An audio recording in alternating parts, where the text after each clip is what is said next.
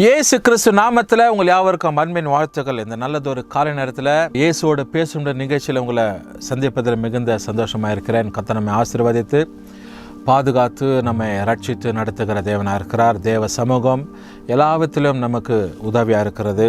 ஒவ்வொரு நாளும் கர்த்தர் நம்மை பாதுகாக்கிறார்.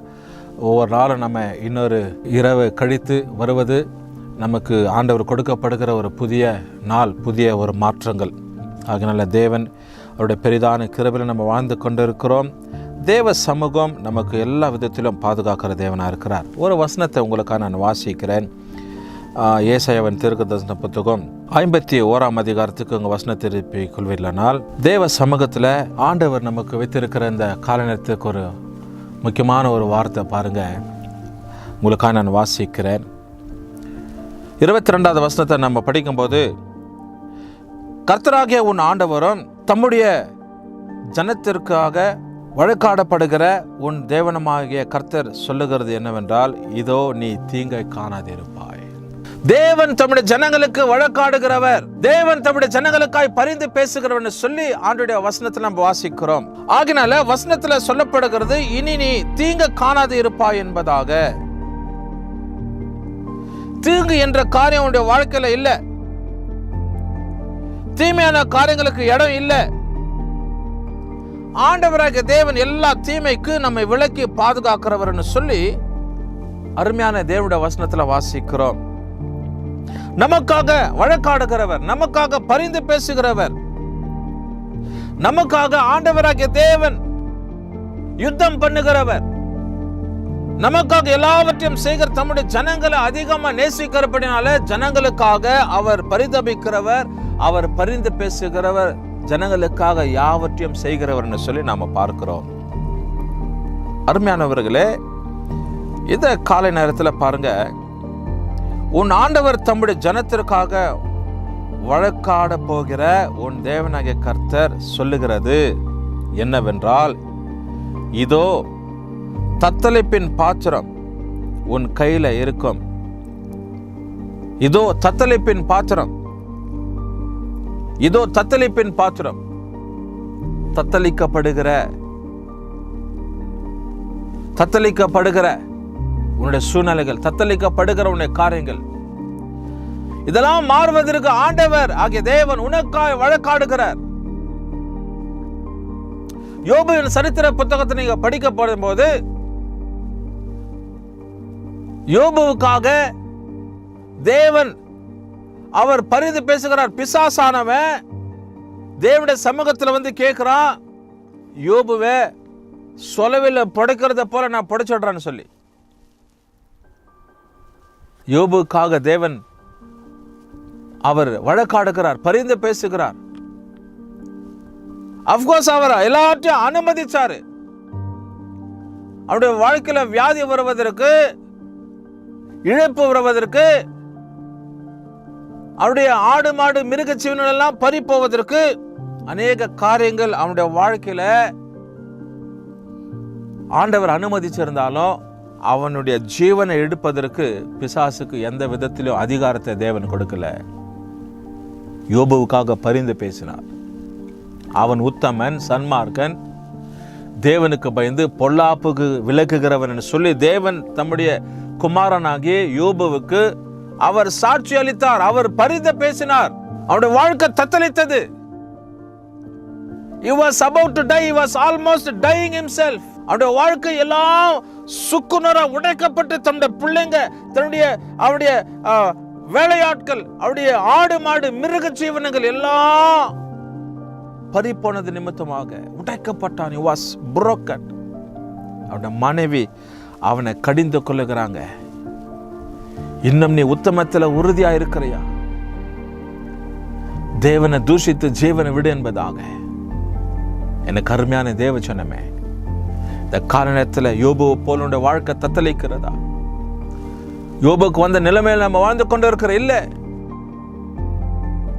அவன் ஒரு செல்வந்தன், ஒரு பெரிய ஐஸ்வர்யவான். அவனுடைய வாழ்க்கையில அவன் அதை தேவன் அனுமதிச்சார். இன்றைக்கு அப்படிப்பட்ட ஒரு சூழ்நிலை யாருக்கும் இல்லையே. நம்முடைய வாழ்க்கையில அப்படிப்பட்ட நிலைமை யாருக்கும் இல்லை. தேவன் தம்முடைய பிள்ளைகளா இருக்கிற நம்மை பாதுகாத்து நடத்தி கொண்டு இருக்கிறாரு. தேவனுடைய ஆசீர்வாதம் நம்ம ஆண்டவர் எல்லா விதத்திலும் நடத்தி கொண்டிருக்கிறது. கர்த்தராகிய உன் ஆண்டவரும் தம்முடைய ஜனத்திற்காக வழக்காட போகிற உன் தேவனாகிய கர்த்தர் சொல்லுகிறது என்னவென்றால், இதோ தத்தளிப்பின் பாத்திரத்தை உன் கையிலிருந்து நீக்கி போடுகிற தேவன் நான் சொல்லி, தத்தளிக்கிற உன் சூழ்நிலைகளை கர்த்தர் மாற்றிடுவார். தத்தளிக்கப்படுகிற நிலைமைகள் மாறிடும்.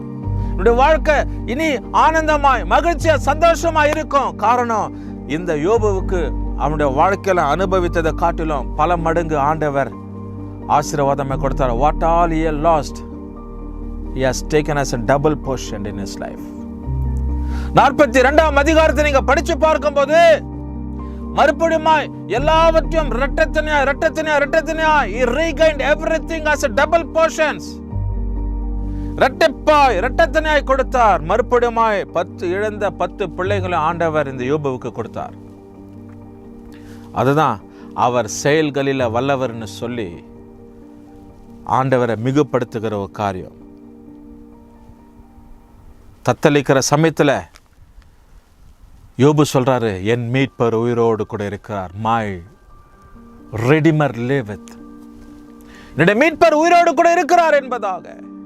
இன்னைக்கு நீயும் நானும் தத்தளிக்கப்படும் போது, குடும்பத்தில் ஏதோ ஒரு விவகாரம் நடக்கும் போது நாம சொல்றோமா, எத்தனை விதத்துல தேவனை தூஷித்து இருக்கிறோம், தேவனை அவமானப்படுத்தி இருக்கிறோம், தேவனை விட்டு கொடுத்து இருக்கிறோம், தேவனை தெருவில் கொண்டு வந்து நிற்க வைத்திருக்கிறோம். எப்படிப்பட்ட சூழ்நிலைங்க. இன்னைக்கு ஒரே ஒரு காரியம், இந்த யோபு தத்தளிக்கப்படும் போது தேவனை விட்டு கொடுக்கல. He never gave himself. He never gave God to anyone, anybody midst. யாருக்கு முன்பதாக தேவனை விட்டு கொடுக்கல. தேவன் எல்லா விதத்திலும் ஆண்டவரை அவன் அண்டிக் கொண்டிருந்தான். அவன் You are my everything. ஆண்டவரே நீங்க தான்பா எனக்கு எல்லாம்னு சொல்லி அந்த மனைவியும் அவனை வெறுத்துட்டாங்க, பிள்ளைங்க விட்டுட்டாங்க, இறந்துட்டாங்க. அவங்க குடும்பத்தில் எல்லாவற்றையும் அவன் இழுக்கப்பட்டவனா காணப்பட்டான். ஒன்றுக்கு பின்னாடி பலத்த சேதங்கள், பலத்த அடிக்க மேல அடி. He never gave himself. அவன் விட்டு கொடுக்கல, அவன் சோர்ந்து போகல.